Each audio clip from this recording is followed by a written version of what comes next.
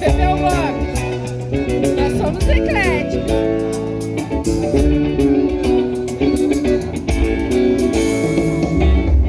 A flor do desejo e do maracujá. Eu também quero.